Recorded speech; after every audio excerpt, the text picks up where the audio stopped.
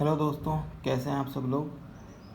तो आज हम क्लास 12th का विस्टास बुक का चैप्टर 1 पढ़ेंगे, द थर्ड लेवल। और इसके राइटर हैं जैक फिनी।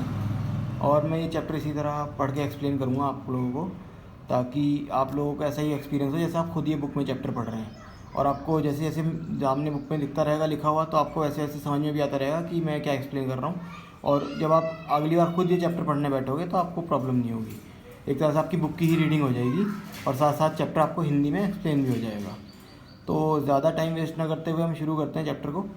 चैप्टर का नाम है द थर्ड लेवल। राइटर हैं जैक फिनी। जैक फिनी के ज़्यादातर काम इसी तरह के होते हैं, मिस्टीरियस और साइंस फिक्शन, थोड़े मतलब वैसे वाले क्या कहते हैं, जो जिसमें मिस्टीरियस चीज़ों की बातें होती हैं, सुपर नेचुरल चीज़ों की बातें होती हैं। और ये वैसे थोड़ा अपने खुद के तरीके में लिखते हैं, फ़नी वे में लिखते हैं। हालांकि इनका ह्यूमर जो है वो यूनाइटेड स्टेट अमेरिका के टाइप का ह्यूमर है। हम इंडियन लोगों की शायद ज़्यादा समझ में ना आए, मगर ये फिर भी अपने तरीके से उसको फ़नी बनाने की कोशिश करते हैं चीज़ों को। तो ये चैप्टर भी कुछ ऐसा ही है। इस चैप्टर में आप शुरू में ही पूछा गया है कि क्या आपको कभी ऐसा एक्सपीरियंस हुआ है जो दूसरे जल्दी से बिलीव ना करें आपकी बात सुन के, या आप अगर दूसरों से शेयर ही ना कर पाओ एक्सपीरियंस अपना, शेयर करो भी तो लोग आपकी बात माने ना। और हर किसी के लाइफ में ऐसा एक्सपीरियंस कभी ना कभी या तो हुआ होता है, या झूठ बोल के लोग बताते ज़रूर हैं ऐसा कुछ ना कुछ, कि किसी ने भूत देख लिया, किसी ने किसी आत्मा को देख लिया, किसी ने कुछ इस तरह का एक्सपीरियंस देख लिया। और जब लोगों को बताते हैं तो मोस्टली लोग या तो कुछ बिलीव कर लेते हैं, या ज़्यादातर लोग ऐसे ही करते हैं कि बिलीव नहीं करते हैं बातों पर। तो यहाँ पे भी एक ऐसे एक्सपीरियंस के बारे में कहानी है। तो सीधा सीधा चैप्टर स्टार्ट करते हैं। तो यहाँ पे ऑथर की तरह मैं पढ़ता हूँ कि ये ऑथर की लैंग्वेज, क्योंकि ऑथर ने ये खुद ही लिखा है फर्स्ट पर्सन में सारा चैप्टर, तो मैं उसी के उन्होंने की तरह फर्स्ट पर्सन में ही पढ़ता हूँ इसको। कहते हैं कि जब प्रेसिडेंट जो है न्यूयॉर्क सेंट्रल के, न्यूयॉर्क के न्यू हेवन और हार्थफोर्ड रेल रोड्स के, मतलब ये सारे रेलवे स्टेशन हैं, इन सब के जो प्रेसिडेंट्स हैं, हेड हैं, वो अपने जो ट्रेनों के टाइम टेबल की कसम खा के कहेंगे कि केवल 2 हैं, मगर मैं कहता हूँ 3 है। अब ये 2 और 3 की क्या बात हो रही है? ये बात हो रही है स्टेशंस के लेवल की, कि वहाँ पे जैसे आपने देखा होगा मेट्रो में लेवल होते हैं कि आपको येलो लाइन के लिए नीचे जाना पड़ेगा और आपको रेड लाइन के लिए ऊपर की तरफ जाना पड़ेगा। इस तरह से इसमें भी लेवल्स हैं स्टेशन पे। ग्रैंड सेंट्रल स्टेशन है ये न्यूयॉर्क का, इसमें भी अलग अलग लेवल्स हैं। तो यहाँ लेवल की बात हो रही है। और ये कहते हैं कि वो प्रेसिडेंट जो हैं वो तो कहेंगे कि यहाँ पे 2 लेवल हैं केवल, और मगर मैं कहता हूँ कि 3 है, क्योंकि तीसरा मैंने खुद देखा है, मैंने खुद एक्सपीरियंस किया है। और हाँ, मैंने ही ये स्टेप उठाया था। मैंने उसके बाद, और ये मत सोचिए कि मैं पागल हूँ, मैं कोई पागलपन की बात कर रहा हूँ, क्योंकि मैंने उसके बाद मैंने अपने साइकेट्रिस्ट दोस्त से भी बात करी, साइकेट्रिस्ट दोस्त को भी इसके बारे में बताया। तो मैं कोई पागल नहीं हूँ, मैंने अपना सब इलाज सब करवा लिया है। तो ये कहते हैं कि मैंने अपने साइकेट्रिस्ट दोस्त को बताया इसके बारे में। मैंने बताया कि मैं ग्रैंड सेंट्रल स्टेशन के 3rd लेवल पे जा चुका हूँ। और उसने कहा कि ये एक दिन में देखने वाला सपना था, कि एक वॉकिंग ड्रीम था, जो जागते हुए इंसान सपना देखता है ना कभी कभी, कि ये कर रहा हूँ, मैं वो कर रहा हूँ, सुपरमैन बन गया हूँ और हवा में उड़ रहा हूँ, ये सब कर रहा हूँ। ऐसे ऐसे लोगों की जो इमेजिनेशन होती है, ये आपकी एक इमेजिनेशन थी, एक सपना था। और ऐसा था कि जो अपनी अधूरी इच्छाओं को पूरी करने के लिए लोग जिस तरह के सपने देखते हैं ना, कि मैं रातों रात करोड़पति बन गया हूँ, अमीर बन गया, इस तरह के जो सपने देखते हैं, इस तरह का एक सपना था ये भी। और उसने कहा कि ऐसा इसलिए था क्योंकि मैं नाखुश था, मुझे मतलब उदासी थी किसी बात के लिए दुखी था मैं। और ये बात सुन के मेरी वाइफ गुस्सा होगी कि ये ऐसा क्या है, अपनी शादी से खुश नहीं है? तो उसने कहा कि नहीं, ऐसा कुछ नहीं है। उसने कहने का मतलब है कि जो आजकल की दुनिया है, इसमें इनसिक्योरिटी बहुत है, डर बहुत है, बहुत लड़ाइयाँ छिड़ी हुई हैं, दुनिया भर की टेंशन है। तो इस सब से हर इंसान, मतलब इस सब से आप भागना चाहता था मैं। और मैंने इससे भागने के लिए मैंने ये जो रास्ता चुना, इसमें मुझे तीसरा लेवल दिखाई देगा, ग्रैंड सेंट्रल स्टेशन का। तो देखो, मैं तो जिसको भी जानता हूँ दुनिया में, हर इंसान जो है इस दुनिया से भागना ही चाहता है। हर इंसान अपनी ज़िंदगी से परेशान है, कहीं दूर भाग के बस जाना चाहता है हर कोई। और मगर ऐसा मेरे साथ ही क्यों हुआ कि मुझे ही तीसरा लेवल दिखाई दिया ग्रैंड सेंट्रल स्टेशन का, और किसी को क्यों नहीं दिखाई दिया? उसने कहा कि यही रीज़न है, आप मानो या ना मानो, यही रीज़न है। और मेरे सारे दोस्तों ने भी इस बात पे एग्री करा, हर किसी ने इस बात की तरफ पॉइंट किया। उन्होंने कहा कि मेरा जो स्टैम्प कलेक्शन का एक आदत है, मुझे स्टैम्प कलेक्ट करने की आदत है। टिकट स्टैम्प जो होते हैं, जो पहले डाक टिकट होते थे, लोग चिट्ठियाँ भेजते थे, उस पर जो टिकट लगते हैं, वो स्टैम्प कलेक्ट करने की मुझे आदत है। और ये भी मेरी रियलिटी से भागने का एक तरीका है। उन्होंने बोला कि इस तरह की मैं बहुत सारे काम करता हूँ जो रियलिटी से भागने वाले होते हैं। उनका एक एग्जांपल उन्होंने दिया कि जैसे तुम स्टैम्प कलेक्ट करते हो, वो भी एक रियलिटी से भागने का तरीका है। उनका कोई फ़ायदा तो है नहीं क्योंकि।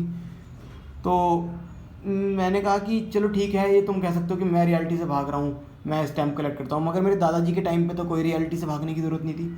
उनका वाला टाइम तो बड़ा पीसफुल था, बहुत अच्छा टाइम था, और बहुत सब सुख शांति से रहते थे। और जितना मैंने सुना है सब कुछ क्या कहते हैं बहुत अच्छा था वहाँ पे। और ये जो स्टैम्प कलेक्शन है ये मेरे दादाजी ने ही शुरू किया था और बहुत अच्छा कलेक्शन है ये। इसमें हर किसी तरह के जो यूएस में स्टैम्प वगैरह निकले थे, हर किसी के 4-4 के ब्लॉक बने हुए हैं, हर तरह का फर्स्ट कवर्स के इशू हैं बहुत सारे इस तरह के। प्रेसिडेंट रूजवेल्ट भी उस टाइम पे स्टैम्प कलेक्ट करते थे। तो ये कोई बुरी आदत नहीं है, ये तो एक अच्छी हॉबी होती है। तो इसको आप इस तरह एक्सप्लेन नहीं कर सकते कि ये रिफ्यूज करने का तरीका या अपनी ज़िंदगी की रियलिटी से भागने का तरीका है। चलिए कोई बात नहीं, ये सब छोड़िए, मैं आपको बताता हूँ कि एक्चुअल में हुआ क्या था ग्रैंड सेंट्रल पे। तो एक रात की बात है, पिछली गर्मियों में मैं देर रात तक ऑफिस में काम कर रहा था और मुझे लेट हो गया था, तो मैं घर जाने की जल्दी में था और मैंने सोचा मैं सबवे लेता हूँ ग्रैंड सेंट्रल से, क्योंकि ये बस से ज़्यादा फास्ट है। अब सबवे क्या होती है, सबवे वहाँ की मेट्रो होती है न्यूयॉर्क की।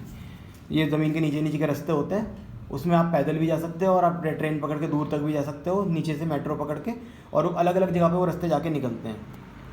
अब ये कह रहे हैं कि मेरे साथ ऐसा पता नहीं क्यों हुआ कि मैं तो एक साधारण सा इंसान हूँ, चार्ली नाम है मेरा, 31 साल का हूँ मैं एक रेगुलर सा कोट पहना था, सूट पहना हुआ था मैंने, और मैंने एक हैट पहन रखी थी, और इस तरह के बहुत सारे आदमी मुझे अपने पास से गुजरते हुए मिले। और मैं भी उस टाइम कहीं भागने की या किसी चीज़ से दूर भागने की कोशिश तो कर नहीं रहा था, मैं तो जल्दी से जल्दी अपने घर पहुंचना चाहता था, लुइज़ा के पास, अपनी बीवी के पास में पहुंचना चाहता था जल्दी से जल्दी। मैं तो जल्दी कर रहा था घर जाने की ओर। अब मैं ग्रैंड सेंट्रल के लिए मुड़ा वंडरबेड एवेन्यू से, और नीचे सीढ़ियों से उतरा, पहले लेवल पे पहुंचा जहाँ से हमें ट्रेन्स मिलती हैं जो दूसरे शहरों से हमें ले जाती हैं, बड़ी बड़ी ट्रेन्स जो होती हैं। फिर मैं और नीचे गया सेकंड लेवल पे, वहाँ पे सबअर्बन ट्रेन मिलती हैं, जहाँ पे क्या कहते हैं ये मेट्रो वगैरह मिलती हैं वहाँ की। और वहाँ पे मैं गलती से एक दरवाजे में घुस गया और सबवे की तरफ निकल गया, जो सबवे की तरफ जा रहा था, और उसी दरवाजे में घुस के मैं खो गया। और ये बहुत आसान काम है, ये कोई नई बात नहीं है वहाँ पे खोना, क्योंकि बहुत भीड़ भाड़ वाली जगह होती है, बहुत सारे दरवाजे हैं, बहुत सारे रास्ते हैं वहाँ पे, और मैं भी हज़ारों बार वहाँ जा चुका हूँ। मगर मैं कभी भी हर बार कहीं ना कहीं नई जगह पे निकल ही जाता हूँ, कभी गलत सीढ़ियों पे चढ़ जाता हूँ, कभी गलत कॉरिडोर में घुस जाता हूँ। एक बार तो मैं एक टनल में चलता चलता जाके सीधा रूजवेल्ट होटल की लॉबी में ही निकला था। और एक बार ऐसा हुआ था कि मैं एक ऑफिस बिल्डिंग में जाके निकला था जो 46 स्ट्रीट पे है, 3 ब्लॉक छोड़ के मेरे जगह से। तो ऐसा हो जाता है कई बार कि हम अलग अलग जगह निकल जाते हैं, तो वहाँ उस दिन भी मैं उसी तरह खो गया। और कभी कभी तो मैं ये सोचता हूँ, यहाँ पे इनका ये ह्यूमर है, ये मजाक उड़ाना चाह रहे हैं ग्रैंड सेंट्रल का, कि ग्रैंड सेंट्रल के बारे में कभी कभी तो मैं सोचता हूँ कि वो पेड़ की तरह अपनी जड़ें फैलाता जा रहा है, बस ये बढ़ रहा है, जैसे पेड़ बढ़ता है अपनी जड़ें फैलाता है, ऐसे अपनी जड़ें फैलाता जा रहा है। और कभी हो सकता है एक ऐसी सुरंग भी हो उसके अंदर जो कि सीधा सीधे शहर के अंदर जाके निकल रही हो, या फिर टाइम्स स्क्वायर पे निकल रही हो जाके। टाइम्स स्क्वायर वहाँ का फेवरेट बहुत बड़ा चौराहा है, बहुत फेमस चौराहा है वहाँ का न्यूयॉर्क का, कि वहाँ, और वो इस जगह से बहुत दूर होगा, इसीलिए इस जगह की बात कर रहे हैं कि वो बहुत दूर जाके सेंट्रल पार्क पे या टाइम्स स्क्वायर ऐसी जगहों पे जाके रास्ते निकल रहा हूँ, ऐसा भी हो सकता है। ये एक मजाक के वे में कह रहे हैं मतलब। और क्योंकि बहुत सालों से लोगों के लिए ग्रैंड सेंट्रल एक एग्जिट का ही तो रास्ता है, वही बाहर निकलने का रास्ता ही तो है। लोग जहाँ से होते हैं वहाँ से दूर जाना चाहते हैं, वहाँ से बाहर जाना चाहते हैं, तो ग्रैंड सेंट्रल से ट्रेन पकड़ते हैं। तो ये वहाँ से बाहर निकलने का रास्ता है, एस्केप करने का रास्ता है एक तरह से, जो एस्केप की बात शुरू से चल रही थी चैप्टर में, कि एक एस्केप करने का रास्ता है। और इसीलिए मैं जिस टनल में गया, हो सकता है मैं भी वही एस्केप के चक्कर में वहाँ पहुँच गया। मगर मैंने इस बारे में अपने साइकेट्रिस्ट फ्रेंड को अपने इस आइडिया के बारे में बताया नहीं, जो मैं सोच रहा हूँ ये बात, क्योंकि अगर मैं ये बोलूँगा तो वो पक्का यकीन में आ जाएगा कि मैं पागल हो चुका हूँ और मैं दिन में सपने देख रहा हूँ। अब मैं बताता हूँ, जो कॉरिडोर था जिसमें मैं गया वो लेफ़्ट की तरफ बार बार झुके जा रहा था और नीचे की तरफ जाया जा रहा था। ये चीज़ आपने देखी होगी मॉल्स वगैरह में, जब आप पार्किंग में जाते हैं तो एक गोल गोल नीचे की तरफ उतरता रहता है रास्ता, वो या तो लेफ़्ट की तरफ मुड़ रहा होता है या राइट की तरफ मुड़ रहा होता है, और गोल गोल घूम के आप नीचे उतरते चले जाते हैं। ऐसे ही एक रास्ते पे चलते चले जा रहे थे, वो नीचे की तरफ जाता जा रहा था लेफ़्ट की तरफ मुड़ते हुए, और मुझे लगा कि कुछ गलत है यहाँ पे, मगर मैं फिर भी सीधा चलता चला गया। और मुझे केवल वहाँ आवाज़ आ रही थी अपने खुद के कदमों की, कोई इंसान मेरे पास से नहीं निकला, जबकि ग्रैंड सेंट्रल स्टेशन बहुत ही क्राउडेड स्टेशन होता है, बहुत सारा क्राउड वहाँ पे होता है। और मतलब मगर मुझे वहाँ कोई पूरे रास्ते में कोई बंदा नहीं मिला। मैंने एक क्या कहते हैं सामने थोड़ा थोड़ा हल्की फुल्की आवाज़ सुनी, थोड़ा आगे बढ़ने पे मुझे ऐसा लगा कि आगे खुली हुई जगह है और क्या कहते हैं लोग आपस में बातें कर रहे हैं। तो मैं वो एकदम से टनल ने जो है लेफ़्ट टर्न लिया और मैं उसमें लेफ़्ट टर्न पे मुड़ा, और जैसे मैं कुछ सीढ़ियों से आगे निकला तो मैं एक नई जगह पे आ गया था, जो 3rd लेवल था ग्रैंड सेंट्रल स्टेशन का।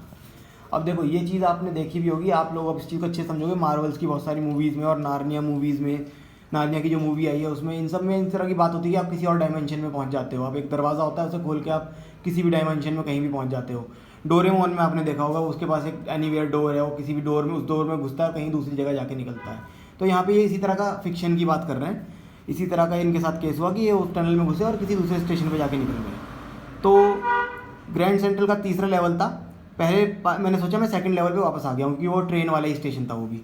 तो इन्हें लगा कि सेकंड लेवल पे वापस आ गए, मगर फिर मैंने देखा कि वहाँ के कमरे जो थे वो छोटे थे और टिकट विंडो बहुत कम थी, ट्रेन के गेट्स भी कम थे, और इन्फॉर्मेशन बूथ जो था जिस पे सारी इन्फॉर्मेशन होती है, कौन सी ट्रेन किस टाइम आएगी, किस टाइम जाएगी, वो लकड़ी का बना हुआ था और पुराने ज़माने का था। आजकल जो होते हैं वो डिजिटल होते हैं, उन पर बार बार फ्लैश होता रहता है, पर उस टाइम पे उन्होंने देखा कि ये लकड़ी का बना हुआ था, पुराने ज़माने का था। तो और जो इंसान बूथ के अंदर बैठा हुआ था वहाँ पे इन्फॉर्मेशन बूथ के अंदर, वो उसने ग्रीन कलर के आई शेड लगा रखे थे और लंबी कोई ब्लैक स्लीव प्रोटेक्टर्स पहनी हुई थी, और लाइट्स जो थी वहाँ पे बहुत ज़्यादा डिम थी और टिमटिमा रही थी लाइट हल्की हल्की। और बाद में मुझे पता लगा क्यों टिमटिमा रही थी, क्योंकि वो फ्लेम वाली लाइट थी, गैस लाइट थी, मतलब एक तरह से मोमबत्ती या लैंप या लालटेन इस तरह का कुछ जला रखा था, उसकी लाइट थी वो। तो इसलिए वो मोमबत्ती जैसे टिमटिमाती है या लालटेन जैसे टिमटिमाती है, ऐसे टिमटिमा रही थी। वहाँ पे पीतल के थूकदान रखे हुए थे ज़मीन पे, और एकदम मेरी आंखों पे कोई चौंध पड़ी और मैंने देखा कि इंसान ने अपने जेब में से घड़ी निकाली। मतलब उस टाइम जेब में लोग घड़ी लेके घूमते थे पुराने टाइम में, हाथ में नहीं पहनते थे, वो जेब वाली घड़ी निकाली, खोला उसने, घूरा उस घड़ी को। फिर मैंने देखा एक औरत आई, उस आदमी ने एक हैट पहन रखी थी, 4 बटन वाला सूट पहन रखा था। फिर एक औरत आई और उस औरत ने भी अजीब से पुराने टाइम के कपड़े पहन रखे थे, जो 1890 समथिंग उस टाइम की ड्रेस होती थी। उस आदमी की भी बड़ी अजीब सी मूछें थी, हैंडल की शेप वाली, बड़ी बड़ी। और मैंने इतने सारे क्या कहते हैं दाढ़ी और साइड वाले जो लंबे बाल होते हैं वो, और फिर अलग अलग तरह की मूछें अपनी लाइफ में कभी नहीं देखी थी, जैसी वहाँ उस स्टेशन पर मुझे दिखाई दे रही थी। और एक औरत मुझे दिखाई दी जिसने अजीब सी ड्रेस पहन रखी थी, और उसके पीछे मुझे दिखाई दिए, इस रास्ते पे मुझे दिखाई दिया एक लोकोमोटिव और एक स्मॉल कुरियर दिखाई दिया, और ईव्स लोकोमोटिव दिखाई दिया मुझे, जो उस टाइम के पुराने टाइम की चीज़ें थी वो दिखाई दी उनको, और एक फनल शेप का स्टैक दिखाई दिया। और फिर मुझे समझ में आ गया कि ये जो जगह है ये वो टाइम है ही नहीं, मैं कहीं पुराने टाइम में आ गया हूँ, पुराने समय में कहीं पहुँच चुका हूँ, मैं टाइम ट्रैवल कर लिया मतलब मैंने। तो ये बात को पूरा अपनी बात को श्योर करने के लिए, पूरा श्योर होने के लिए मैं गया, सामने एक लड़का था जो न्यूज़पेपर बेच रहा था, उसके पास गया मैंने उसके जो पैरों में न्यूज़पेपर पड़े हुए थे वहाँ मैंने उसको पढ़ा। तो वहाँ पेपर पे लिखा हुआ था द वर्ल्ड पेपर का नाम था, और द वर्ल्ड कई सालों से पब्लिश हुआ भी नहीं है। और उस पर जो पहली स्टोरी वो लिखी हुई थी वो प्रेसिडेंट क्लीवलैंड के बारे में थी, जो पुराने टाइम के प्रेसिडेंट थे। और मैंने बाद में उस पेज को बाहर आके मैंने बाद में पढ़ा भी है, तो 1894 11 जून का पेज था वो, फ्रंट पेज पे लिखा हुआ था 11 जून 1894, यानी 1894 में ये पहुंच चुके थे। अब मैं टिकट काउंटर की तरफ मुड़ा तीसरे लेवल पे सीधा, क्योंकि ये समझ तो गए थे, पक्का हो गया था कि टाइम ट्रैवल करके पहुंच चुके हैं। अब यहाँ पे इनके दिमाग में एक आइडिया आया, ये थर्ड लेवल के ग्रैंड सेंट्रल के टिकट काउंटर की तरफ गए। ये टिकट खरीदना चाहते थे अपने और लुइजा के लिए, अपनी वाइफ के लिए, यूनाइटेड स्टेट में जाने के लिए, जहाँ भी वो जाना चाहते थे। क्योंकि 1894 में जाके घूमना बहुत मज़ेदार बात होती है अपने आप में ही। तो ये टिकट खरीदना चाहते थे गेल्सबर्ग इलिनॉइस के। आप कभी वहाँ गए हो? बहुत बढ़िया जगह है, पुराने बड़े बड़े घर हैं, बड़े बड़े लॉन्स हैं, मतलब वो एक तरह का पुराना शहर है, टाउन है, कस्बा टाइप का है, जिसमें बड़े बड़े खेती करने वाले लोग रहते हैं, बड़े बड़े पेड़ हैं और छतें हैं बहुत अच्छी अच्छी घरों की, और गलियों में बहुत अच्छे अच्छे पेड़ लगे हुए हैं। और 1894 में वहाँ की जो गर्मियों की शाम होती थी वो बड़ी लंबी लंबी शाम होती थी, डबल उसका टाइम होता था, बहुत लंबी शाम होती थी। और लोग जो है शाम के टाइम सिगार पीते थे अपना आराम से लॉन में बैठ के, और आदमी जो थे वो सिगार पीते थे, औरतें जो है अपना पाम ट्री से बना हुआ पंखा अपने आप को पंखा करती थी बैठ के अपने आप को, और आराम से बैठ के लोग बातें करते थे, बड़ा पीसफुल जगह थी। तो फर्स्ट वर्ल्ड वॉर को 1894 में फर्स्ट वर्ल्ड वॉर को हुए 20 साल से ज़्यादा हो चुके थे, और सेकेंड वर्ल्ड वॉर तब तक हुई नहीं थी, फ्यूचर में आने वाली थी। तो उसके बीच का टाइम था, बड़ा पीसफुल और बड़ा शांति वाला टाइम था। ऐसे टाइम पे वहाँ जाना बहुत अच्छी बात हो सकती थी। तो वो वहाँ के 2 टिकट खरीदना चाहते थे। ये क्लर्क के पास गए, क्लर्क से उन्होंने किराया पूछा, और क्लर्क ने किराया बता दिया। और उसके बाद मुझे अजीब तरीके से देखा, क्योंकि ऑथर ने जो कपड़े पहन रखे थे वो बड़े अजीब से कपड़े पहन रखे थे उनके हिसाब से, क्योंकि वो तो अपने 90s वाले कपड़े पहन के गए थे। और मेरे पास बहुत पैसे थे 2 कोच के टिकट खरीदने के लिए। इन्होंने मतलब बोला कि मेरे पास बहुत सारे पैसे थे जितने मैं टिकट में आराम से खरीद सकता था। मगर जब मैंने पैसे गिन के उसको दिए क्लर्क को, तो उसने मुझे घूरा, फिर उसने मेरे पैसों को घूरा। उसने कहा बेटा भाई साहब ये पैसे असली नहीं है, क्योंकि ऑब्वियस सी बात है ये अपने टाइम के पैसों की बात कर रहे थे, और अपने टाइम के पैसे निकाल के दिए थे इन्होंने, और वो वहाँ के टाइम के पैसे कुछ और होंगे। और उसने अपने ड्रॉअर में देखा दोबारा से चेक करने के लिए अपने वाले नोटों को, और वो उससे दुगने बड़े थे। आज के टाइम में जो नोट चलते हैं इससे दुगने बड़े थे और अलग तरह से देखने वाले थे। तो आजकल ये चीज़ें नहीं चलती थी, वो करेंसी भी चेंज थी इसका मतलब। तो उसने कहा कि देखो ऐसा ही, ये पैसे असली नहीं है, अगर आप मुझे बेवकूफ़ बनाने की कोशिश करोगे तो मैं आपको पुलिस में पकड़ा दूंगा। तो ये सुन के ऑथर वहाँ से निकल लिया। उन्होंने कहा मैं तो वहाँ से एकदम निकल लिया, क्योंकि 1894 में भी जेल जाना तो कोई अच्छी बात थी नहीं। और इतना ही हुआ बस। मैं जिस जगह से आया था उस जगह से मैं वापस आ गया, वापस उसी रास्ते से मैं वापस ऊपर आ गया, शायद ऐसा ही हुआ, मुझे तो ऐसे ही लगा।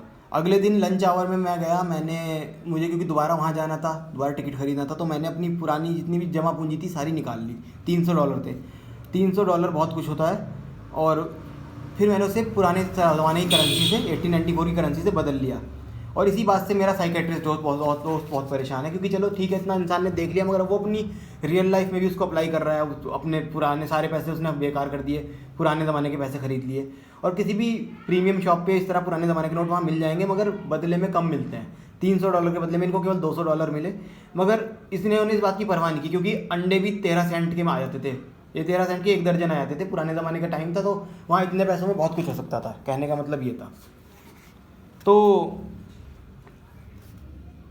क्या कहते हैं, मगर मुझे दोबारा वो कॉरिडोर कभी नहीं मिला जो 3rd लेवल पे पहुंचाता था। मैंने कई बार कोशिश करी, मगर दोबारा कभी मैं उस रास्ते पे पहुंच ही नहीं पाया। लुइसा बहुत दुखी थी जब मैंने उसको ये बात बताया, बहुत वो चिंतित थी, बहुत ज़्यादा उसको परेशान थी मेरी वजह से। और वो कहती थी मैं 3rd लेवल अब ज़्यादा ढूंढना बंद कर दूँ, मैं बार बार उसको ना ढूंढा करूँ, अपनी लाइफ में वापस आ जाऊँ। मगर अब आजकल ऐसा हो गया कि हम दोनों ही वो स्टेशन ढूंढते हैं। मैं और मेरी बीवी दोनों ही हर वीकेंड पे जाते हैं और उस स्टेशन को ढूंढते हैं, क्योंकि अब हमारे पास प्रूफ आ गया है कि एक्चुअल में वो स्टेशन है, 3rd लेवल है। और वो प्रूफ क्या है ये बताते हैं कि मेरा एक फ्रेंड है सैम वीनियर, वो गायब हो गया। किसी को नहीं पता चला वो कहाँ गया, मगर मैंने थोड़ा सस्पेक्ट किया। सैम एक शहर का लड़का है, और मैं ग्लेसबर्ग के बारे में, यानी गांव के या टाउन के लाइफ के बारे में उसको बताता रहता था कि वो वहाँ बहुत अच्छी लाइफ थी, क्योंकि मैं बचपन में वहाँ स्कूल में पढ़ा था।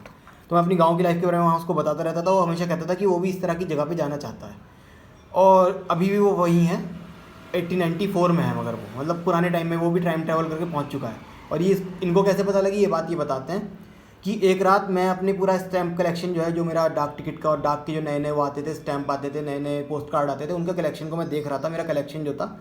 और आप जानते हो फर्स्ट डे कवर क्या होता है? फर्स्ट डे कवर ऐसा होता है कि जब एक नया स्टैम्प इशू होता है, कि डाक टिकट ने आज नया कोई सिक्का वो नया वो निकाला स्टैम्प, तो स्टैम्प कलेक्टर्स जो होते हैं, जिनको ये हॉबी होती है कलेक्ट करने की, वो क्या करते हैं, वो उनको लेते हैं, नया वाला ख़रीदते हैं, और अपने आप को ही उससे चिट्ठी लिख के भेज देते हैं, खुद को ही लिख के खुद अपनी एड्रेस पे भेज देते हैं।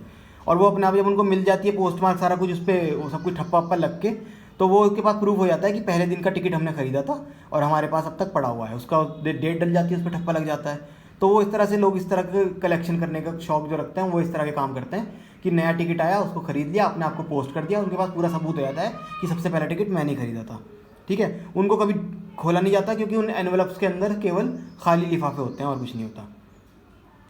उस रात मैं अपने सबसे पहले शुरुआत के कवर्स पे वो देख रहा था जो मैंने बचपन में इकट्ठे करे थे। मुझे एक मिला जो वहाँ पे होना भी नहीं चाहिए था, क्योंकि मैंने तो उसको कलेक्ट कराया था, मगर वो वहाँ था। किसी ने मेरे ग्रैंडफादर के एड्रेस पे मेल किया था, ग्लेसबर्ग वाले एड्रेस पे, और उस पर लिखा हुआ था 18 जुलाई 1894। पोस्ट मार्क ये दिखा रहा था। मुझे तो ऐसा कुछ याद नहीं था कि मैंने उस टाइम पे ऐसा कुछ खरीदा हो। स्टैम्प जो था वो 6 सेंट का था, डल ब्राउन कलर का था, उस पर प्रेसिडेंट गारफील्ड की पिक्चर बनी हुई थी। और एनवलप जब वहाँ पे आया होगा दादाजी के पास, तो यही हुआ होगा कि दादाजी ने उससे स्टैम्प कलेक्शन में डाल दिया होगा, वहीं पड़ा रहा होगा। किसी ने उसको खोल के पढ़ा तो होगा नहीं, क्योंकि उसमें कुछ ब्लैंक शीट होती है, कुछ होता तो है नहीं। मगर इसके अंदर जो पेपर था मैंने निकाल के देखा तो वो ब्लैंक नहीं था, उस पर लिखा हुआ था, उस पता लिखा हुआ था 941 विलर्ड्स स्ट्रीट, ग्लेसबर्ग, इलिनॉइस का पता लिखा हुआ था, जुलाई 18, 1894। इस पर एक लेटर लिखा हुआ था, उसमें लिखा था चार्ली। मुझे पता लग गया कि तुम सही थे, और मैं तुम्हारी बात पे बिलीव करने लगा।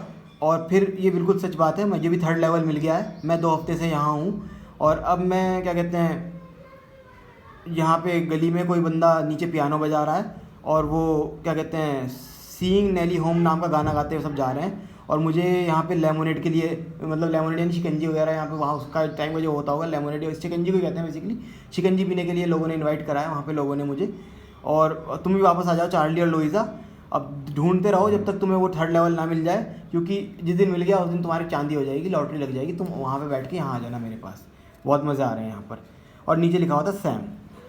स्टैम्प और जो कॉइन जो थे, क्या कहते हैं, स्टोर पे मैं गया, मैंने देखा कि सैम ने पुरानी जगहों से वही $800 अपने उसने भी बदले हैं, जैसे मैंने बदले थे पहले, और पुराने वाली करेंसी खरीदी है उसने $800 की। और वहाँ पे उसको एक अच्छा खासा अनाज का बिज़नेस शुरू करने में उसको बहुत हेल्प हो जाएगी इतने पैसों से।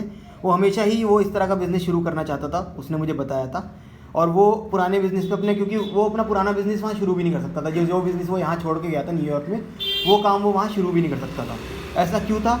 ग्लेजनबर्ग इलिनॉइस में वो ये काम क्यों नहीं शुरू कर सकता था 1894 में? क्योंकि वो सैम जो था वो एक्चुअल में मेरा साइकेट्रिस्ट था, जिसको मैंने ये सारी स्टोरी सुनाई थी पहले। वो मेरा साइकेट्रिस्ट था, तो वहाँ पे तो साइकेट्रिस्ट का काम चल नहीं सकता था। बेसिकली इन्होंने ये बताया कि इनका साइकेट्रिस्ट इनकी कहानी सुन के उस जगह पहुँच गया, और अब उसने यहाँ से इनको चिट्ठी लिखी है। वो चिट्ठी इनको अपने क्योंकि पुराने ज़माने में लिखी गई थी तो इनके दादा के कलेक्शन में पहुँच गई। वो चिट्ठी इनको इनके कलेक्शन में जाके मिली, उसमें ये सब इनको पता लगा कि एक्चुअल में टाइम ट्रैवल किया जा सकता है, और वो स्टेशन एक्चुअल में एग्जिस्ट करता है, 3rd लेवल वाला, और इनका खुद का साइकेट्रिस्ट वहाँ पहुँच चुका है। तो ये था सारा चैप्टर। तो ये एक ऐसा एक्सपीरियंस था जिसको ऑब्वियसली बात है आप एक्सप्लेन करोगे किसी को तो वो मानेगा नहीं। तो ये इस तरह की इनकी स्टोरी थी, काफ़ी इंटरेस्टिंग स्टोरी थी। और इसी के बेस पे हो सकता है जो आजकल आप मूवी में टाइम ट्रैवल देखते हो, क्योंकि ये बहुत पुरानी लिखी हुई बुक है और ये जो मूवीज़ बनी है इसके बाद में ही बनी है। तो इस बुक को पढ़ के ही या इससे इंस्पायर होकर ही इस तरह की स्टोरीज़ और बुक जो मूवीज़ हैं वो बनी होंगी। क्योंकि इसी में हम आजकल जो टाइम ट्रैवल का देखते हैं या फिर ये देखते हैं एक डायमेंशन से दूसरी डायमेंशन में ट्रैवल कर गए लोग, वो हम इसी की वजह से देखते हैं। और आपको इस चैप्टर में कोई भी डाउट हो, इसके क्वेश्चन आंसर्स में कोई भी डाउट हो, तो आप जहाँ पे भी ये वीडियो अपलोड होगी वहाँ पे नीचे कमेंट में आप लिख सकते हैं, अपना डाउट पूछ सकते हैं, या फिर आप वहाँ पे मुझे DM कर सकते हैं। और या फिर मेरा नंबर है 8802880092, इस नंबर पे कांटेक्ट कर सकते हैं मुझे, और आप लोगों की जो भी क्वेरी होगी उसको मैं सॉल्व कर दूँगा। ओके, बाय बाय, मिलते हैं नेक्स्ट चैप्टर में। Okay, see you.